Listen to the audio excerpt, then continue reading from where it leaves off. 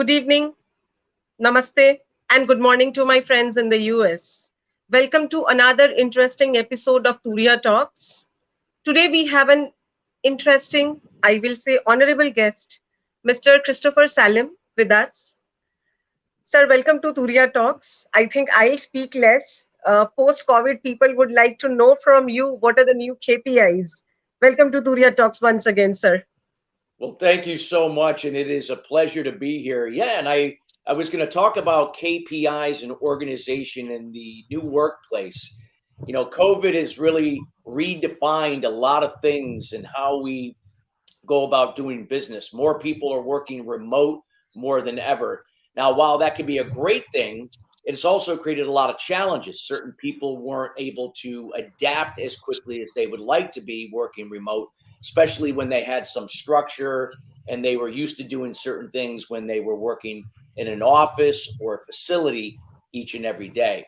But what's very important that these are the things that, with KPIs, we can, in organizations, regardless of size, can do a better job helping to educate and provide resources that are going to help people to stream that process. Now, before I get into talking about KPIs and organization overall as an organization, what's really important here is that organizations, whether if you're a two-person company or you have thousands of people working for you all over the world, does not matter. It is to provide resources and education that will help people. When I say people, each individual to draw their own conclusion, to own ownership over developing themselves. Because here's why.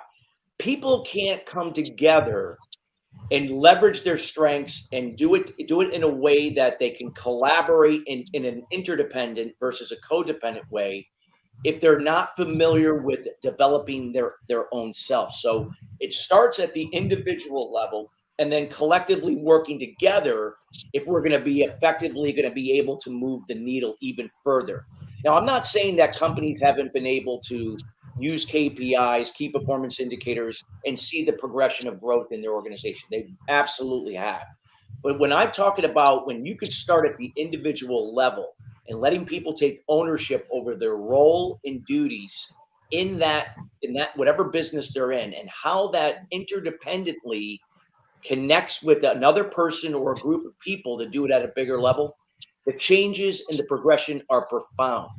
So, and these are over time. So it's very important that that individuals have to be able to take ownership over their own success and use key performance indicators to go about doing that. So what are some of the things that organizations can start to do? Well, they can start providing webinars and other educational programs that educate people how to take ownership over their own emotional and mental well-being. Now, why would that be important? Well, if we're not emotionally or mentally in alignment with everything else that's important in our life, our physical well-being, our relationships with ourself and other people, that's social well-being, our financial well-being, meaning that we're not living paycheck to paycheck or living in debt, that we have a positive outlook in abundance versus lack. That are we finding the purpose in why we do what we do in our occupation? Intellectually, also growing our mindset using puzzles, trivia, reading versus watching TV and social media to further expand our mind and our way of thinking. And then also our environment, looking at ways that we can be better at becoming more organized in our homes, in our cars, in our workplaces. Because when we have more organization, we have more clarity and focus up here versus clutter. So why are these important? When people can have better clarity, more alignment with their emotional and mental well-being, I call it mental toughness. They have the ability to understand their role and duties in what and why they do what they do in their jobs or as an owner of a company or whatever the case may be. So it's very important that people begin to really understand that and find a routine, a daily routine that they can do each and every morning that's going to start to rewire the way they think each and every day. Now, this doesn't happen overnight, but it happens in time. So, what is a daily routine? Well, you might get up each and every morning and do what you do, but then you got to ask yourself, is it where you like to be? Is it getting you farther ahead in your career? What kind of an impact do you have on with other people to do the same, to help grow your team, to grow your business unit, to help grow an organization? Now, if you can honestly answer that and say, well, there are rooms for improvement. I'm not where I desire to be. This is where a daily routine can help us to change the way we think. See, the thing about KPIs and organizational growth, it's collective thinking, and how people think together doesn't mean they think the same way 100% verbatim, but they think in a way that leads to growth. They think in a way that trusts the process of controlling what you can, letting go of what you can't. And what can we control?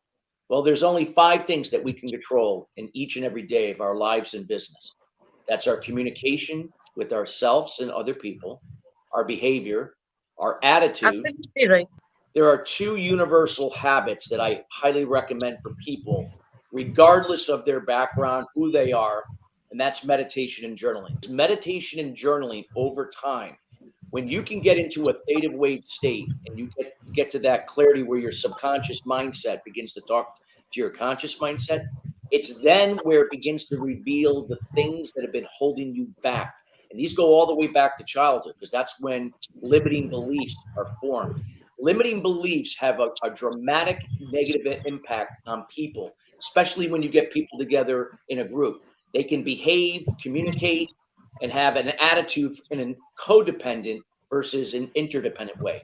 And codependency over time can become toxic and hinder progress and productivity, and could be working against all the KPIs that you have in place. Many people don't take this into consideration, but where this is so important, that people can begin to take ownership over a daily routine, getting to the root cause of their limiting beliefs, learning to eradicate them. So from that place, they can learn to think differently. They can shift away from fear-based thinking, which is fixed mindset, from operating in the past and the future, and learning how to think in the moment. What can I control in this moment? My behavior, my communication, my attitude, my emotions. You can't control thoughts, but you can choose the thoughts to pay attention to with the positive emotion, and our course of action. That's all we can control.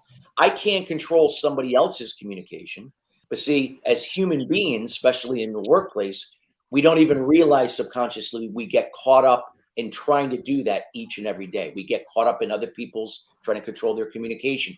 We don't have control over that. We don't have control over COVID, the economy, what's happening in our industry.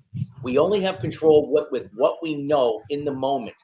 And when people can learn through a daily routine how to think that way, this is what's going to offset that feeling of feeling overwhelmed, feeling stressed, feeling anxiety, feeling angst, feeling anger. Those are just all byproducts of things that you get caught up in that you can't control.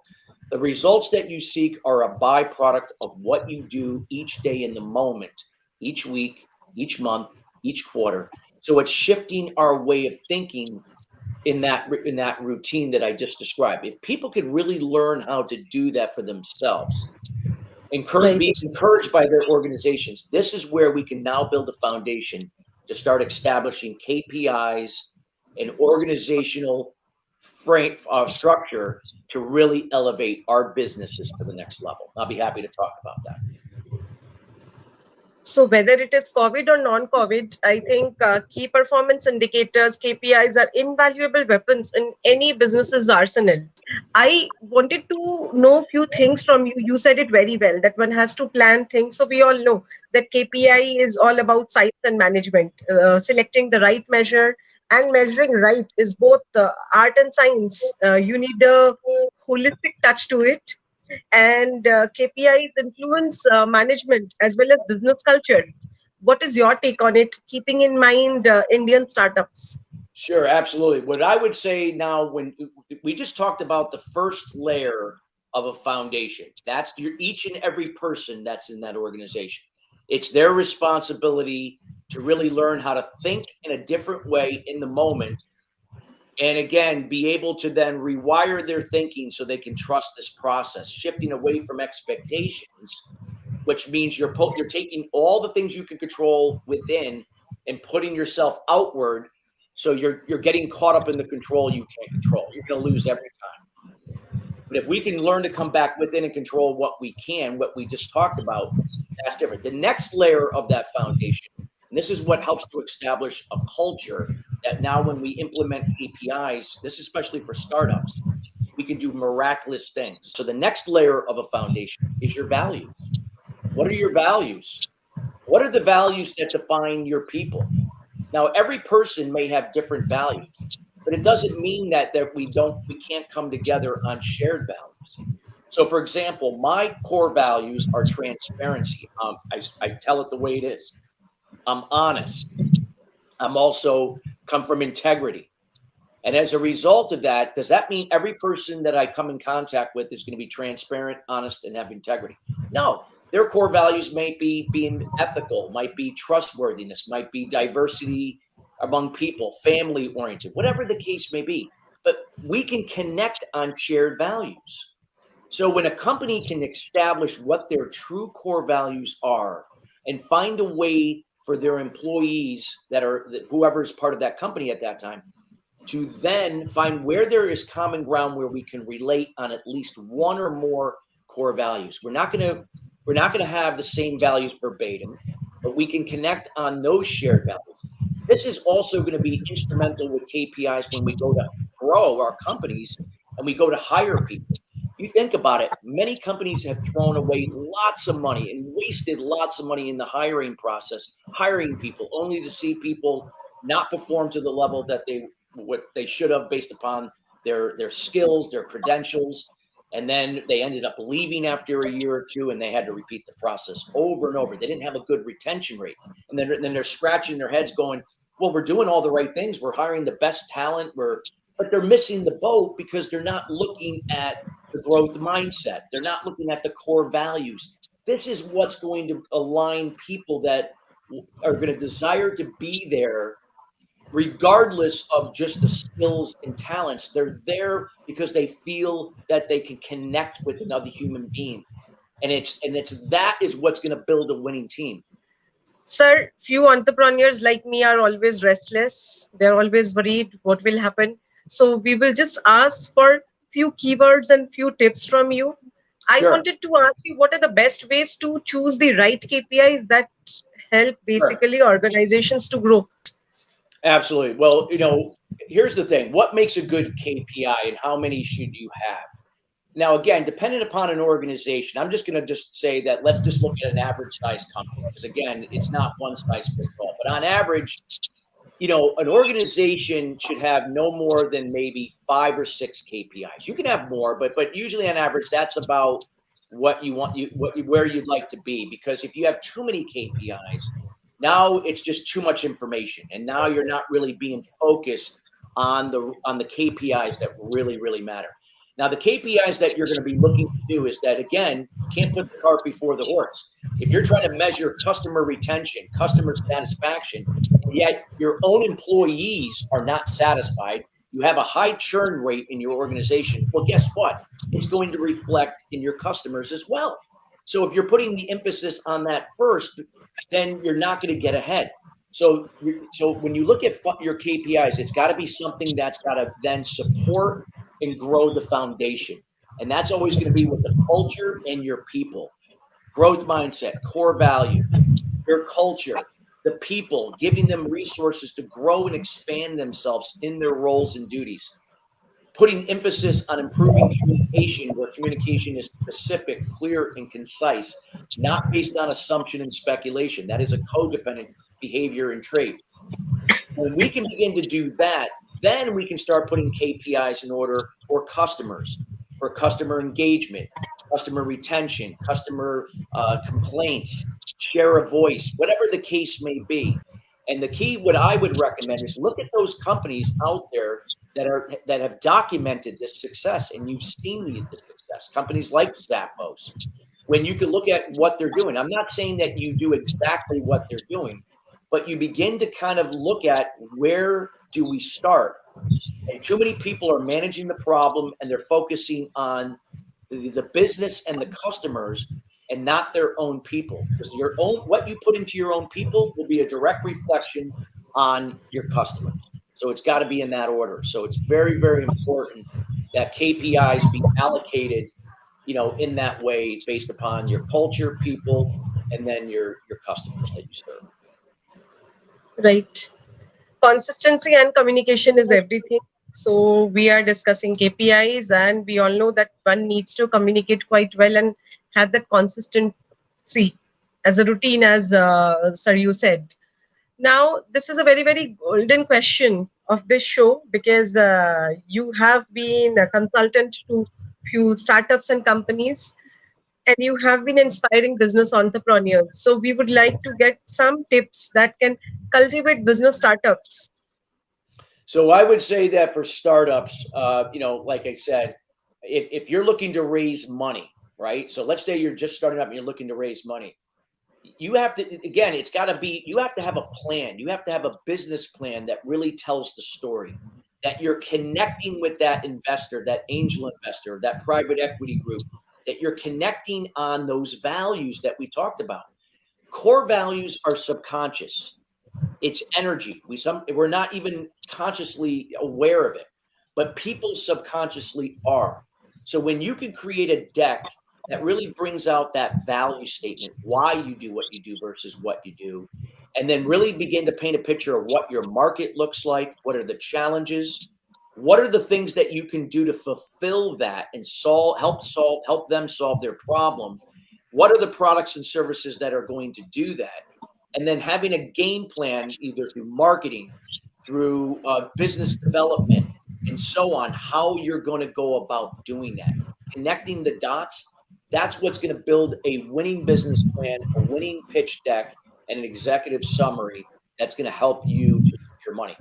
So again, for startups, I recommend that aligning yourself with a mentor, a consultant, a coach, somebody that is well versed in that area that can help you to navigate and guide and give you that structure in place that's going to help you. Because without capital, it's going to be very hard on a shoestring to do certain things that you're looking to do, especially if you're looking to scale. So these are the things that I advocate to the organizations that hire me to work with them. So depending upon who you decide to work with, make sure that person understands, this, what we're talking about here. Because without a foundation, you're not going to have legs to stand on. Right. Sir, success of any organization largely depends on its management. And in the beginning of the show, you said that in the current times or whenever, companies should do lots of webinars, spread knowledge.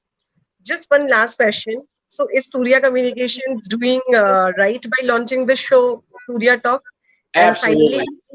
Absolutely. I finally, mean, what you're is your take on such webinars like Surya Talks? And then we will wrap up the show. absolutely. Well, I would say, there's no coincidence why you are the leading PR and marketing, company in India and also outside of India.